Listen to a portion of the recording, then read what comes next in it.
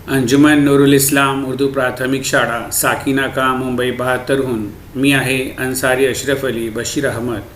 मुलांनो, आज आपण इयत्ता 4थी विषय मराठी शिकणार आहोत आणि आज आपला शीर्षक आहे ओळखा पाहू आणि शब्दपट वाचूया. मुलांनो, आज आपण 2 पाठ एकाच वेळी शिकणार आहोत कारण दोन्ही पाठ एकमेकांशी जुळलेले आहेत.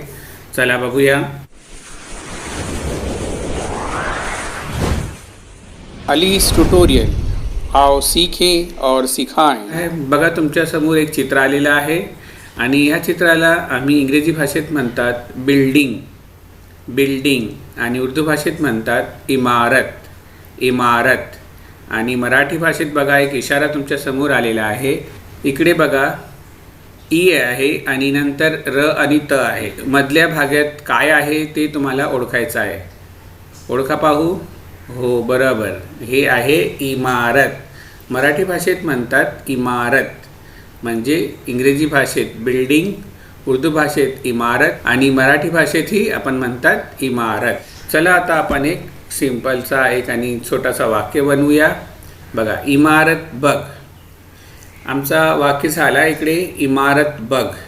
इमारत बघ म्हणजे इंग्रजी भाषेत काय म्हणतात, look at the building. Look at the building. आणि उर्दू भाषेत म्हणतात इमारत देखो. इमारत देखो. चला आता पुढे पाहूया. मुलांनो, हे जे चित्र तुमच्या समोर आलेलं आहे, आपण ह्याला इंग्रजी भाषेत म्हणतात फिश. फिश आणि उर्दू भाषेत म्हणतात मछली. मछली. आणि आता तुम्हाला मराठी भाषेत एक इशारा येत आहे. बघा, इकडे बघा मुलांनो, मा लिहिलेला आहे. म आणि आचा दंडा दिलेला आहे. म आणि आ म्हणजे मा. आणि इकडे काय आहे ते ओळखायचं आहे. ओळखा पाहू. हो, बरोबर. काय इकडे मा आणि सा. मासा. म्हणजे या चित्राला आपण इंग्रजी भाषेत फिश, उर्दू भाषेत मछली आणि मराठी भाषेत म्हणतात मासा. मासा. चला आता आपण एक वाक्य बनवूया. बघा, हा मासा पहा. हा मासा पहा. चला आता इंग्रजीत बनवूया. इंग्रजीत आलं आहे look at this fish. Look at this fish. चला आता उर्दू भाषेत बघूया. उर्दू भाषेत म्हणतात इस मछली को देखो. मराठी भाषेत वाक्य झालं हा मासा पहा. इंग्रजी भाषेत वाक्य झालं look at this fish. Urdu भाषेत झाला इस मछली को देखो. चला आता पुढे पाहूया. आता तुमच्या समोर बघा काय आलेले आहे आणि हे सर्व मुलांना माहीत असेल. मुलांनो, इंग्रजी भाषेत याला म्हणतात स्पॅरो. स्पॅरो. स्पॅरो. आणि उर्दू भाषेत म्हणतात चिडिया. चिडिया. चिडिया चू चू करती है. चिडिया. आणि नंतर आता तुम्हाला मराठीत एक इशारा येत आहे. बघा, इकडे इकडे ची लिहिलेलं आहे आणि मध्यभागी काय तरी आहे ते ओळखायचं आहे आणि पुढे लिहिलेलं आहे नी. ओळखा पाहू. हो, बरोबर. ह्याला म्हणतात चिमणी. म आलाय बघा. ह्याला म्हणतात मराठी भाषेत चिमणी. चला आता आपण वाक्य बनवूया. मराठी भाषेत वाक्य तुमच्या समोर येत आहे. बघा, चिमणी झाडावर बसली आहे. चिमणी झाडावर बसली आहे. आता आपण इंग्रजीत बघूया. इंग्रजीत म्हणतात the sparrow is sitting on a tree.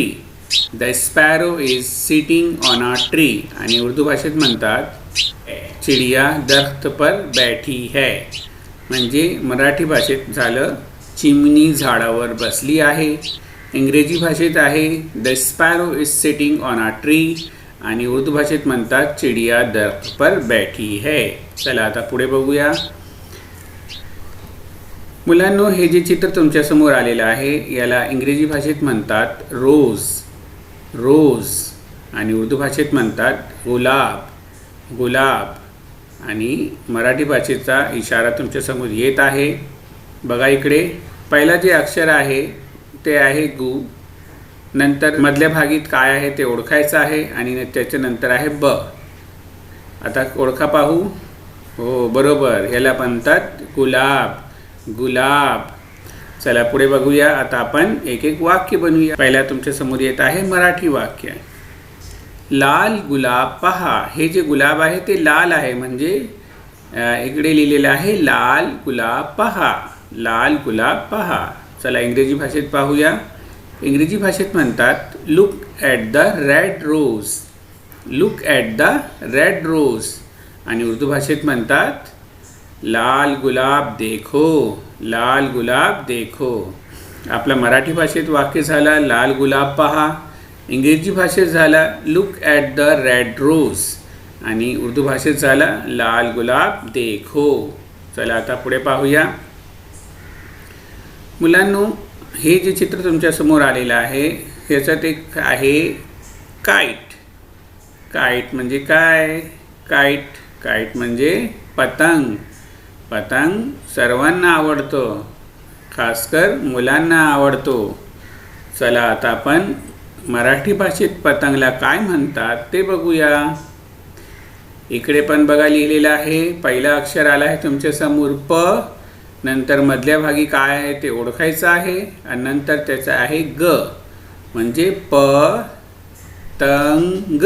म्हणजे इकडे काय आहे त आणि नचं ते बिंदू येणार आहे. पतंग. पतंग हे झालं पतंग. चला आपण आता मराठीत वाक्य बनवूया. आम्ही पतंग उडवतो. आणि इंग्रजी भाषेत म्हणतात we fly kites. We fly kites. चला उर्दू भाषेत म्हणतात हम पतंग उड़ाते हैं. हम पतंग उड़ाते हैं. म्हणजे आपला मराठी भाषेत वाक्य झाला आम्ही पतंग उडवतो.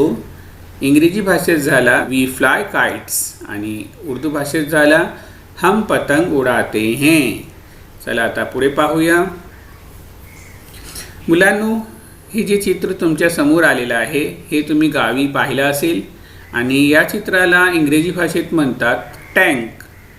टँक. आणि उर्दू भाषेत म्हणतात horse. Horse.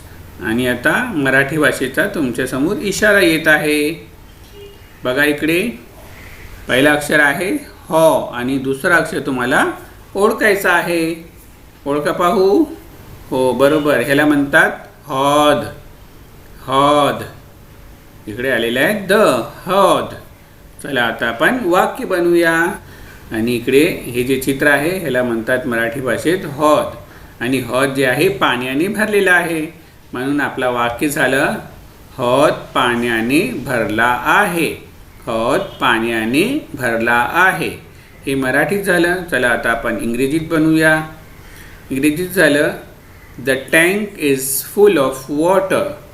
The tank is full of water. आणि उर्दू भाषेत म्हणतात हौज पानी से भरा हुआ है. हौज पानी से भरा हुआ है. मराठी भाषेत झाला आपला हौद पाण्याने भरला आहे. इंग्रजी भाषेत झाला the tank is full of water. आणि उर्दू भाषेत झाला हौज पानी से भरा हुआ है. चला आता पुढे पाहूया. त्यानं हे जे चित्र तुमच्यासमोर आलेलं आहे तुम्ही हे ओळखलं असेल. याला आपण इंग्रजी भाषेत म्हणतात हँडकरचीफ. हँडकरचीफ. आणि उर्दू भाषेत म्हणतात रुमाल. रुमाल. आणि मराठी भाषेचा इशारा तुमच्यासमोर येत आहे, तुम्हाला ओळखायचा आहे. इकडे पहिला अक्षर दिलेला नाही आणि नंतर लिहिलेला आहे म आणि आचा दंडा मा. पुढे आहे ल. मा ल. मा ल. म्हणजे इकडे काय असेल? बरोबर, इकडे असेल रू. बघा रुमाल. रुमाल. मराठी भाषेत हे म्हणतात रुमाल. चला आता आपण वाक्य बनवूया. बघा रुमाल सुंदर आहे. रुमाल सुंदर आहे. आता आपण इंग्रजीत बनवूया. इंग्रजीत आलाय तुमच्यासमोर the handkerchief is beautiful. The handkerchief is beautiful. आणि नंतर उर्दू भाषेत म्हणतात रुमाल खूबसूरत है. रुमाल खूबसूरत है.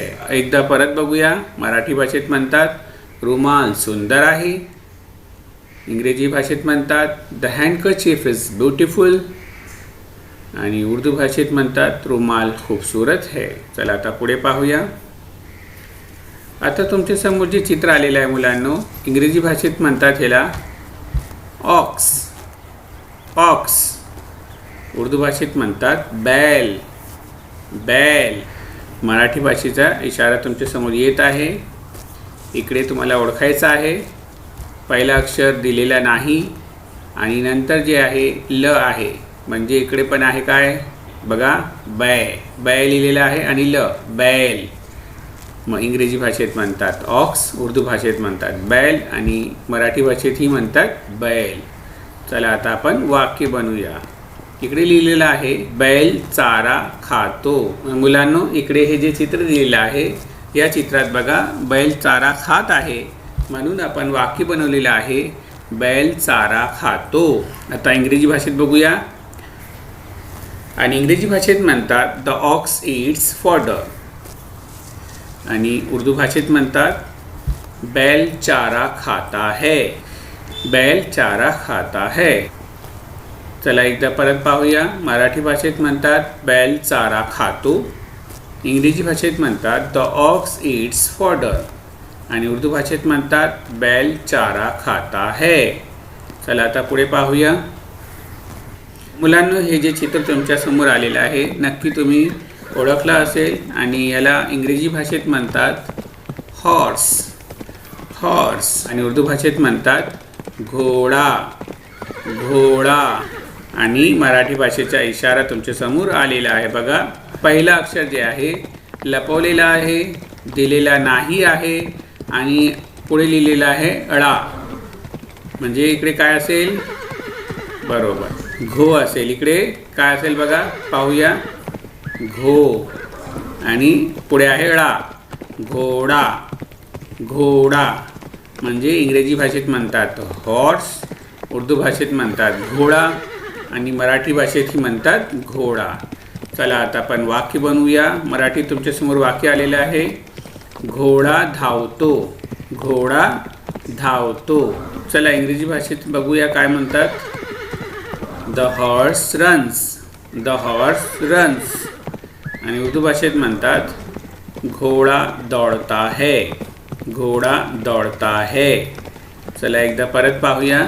मराठी भाषेत म्हणतात घोडा धावतो आणि इंग्रजी भाषेत म्हणतात द हॉर्स रन्स आणि उर्दू भाषेत म्हणतात घोडा दौड़ता है. चला आता पुढे पाहूया. मुलांनो, हे जे चित्र तुमच्या समोर आलेलं आहे नक्की तुम्ही हे पण ओळखलं असेल. आणि ह्याला इंग्रजी भाषेत म्हणतात डॉग आणि उर्दू भाषेत म्हणतात कुत्ता. आता चला बघूया मराठी भाषेत या चित्राला काय म्हणतात. याचा इशारा तुमच्या समोर येत आहे बघा. पहिला अक्षर लपवलेला आहे आणि पुढचा अक्षर आहे त्रा. म्हणजे काय असेल, ओळखा पाहू. हो बरोबर, याला म्हणतात कुत्रा. हे कुत्रा आहे. चला आता आपण वाक्य बनवूया. पहिला मराठीत वाक्य बनवूया. कुत्रा भुंकत आहे. आणि इंग्रजी भाषेत म्हणतात द डॉग इज बार्किंग. आणि उर्दू भाषेत म्हणतात कुत्ता भौंक रहा है. चला एकदा परत पाहूया. मराठी भाषेत आपण म्हणतात कुत्रा भुंकत आहे. इंग्रजी भाषेत म्हणतात द डॉग इज बार्किंग. आणि उर्दू भाषेत म्हणतात कुत्ता भौंक रहा है. चला आता पुढे पाहूया. आता तुमच्या समोर जे चित्र आलेलं आहे मुलांनो, याला इंग्रजी भाषेत म्हणतात फ्लावर. आणि उर्दू भाषेत म्हणतात फूल. आणि आता तुमच्या समोर मराठी भाषेचा इशारा येत आहे बघा. इकडे पहिला अक्षर लपवलेला आहे आणि पुढे लिहिलेला आहे ल. म्हणजे इकडे काय असेल, बरोबर इकडे पण असेल फू. म्हणजे झालं फूल.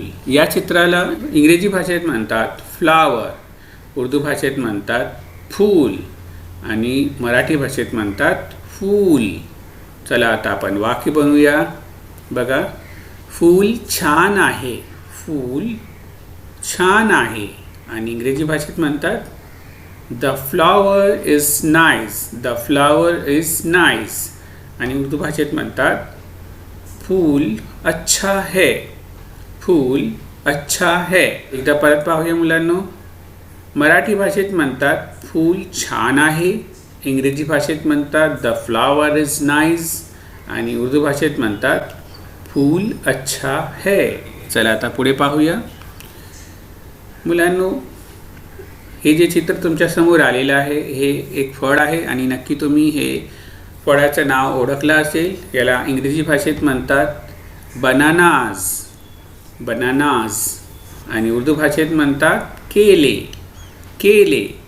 या चित्राला मराठी भाषेत काय म्हणतात याचा इशारा तुमच्यासमोर येत आहे. बघा, इकडे पहिला अक्षर लपवलेला आहे आणि पुढे लिहिलेला आहे डी.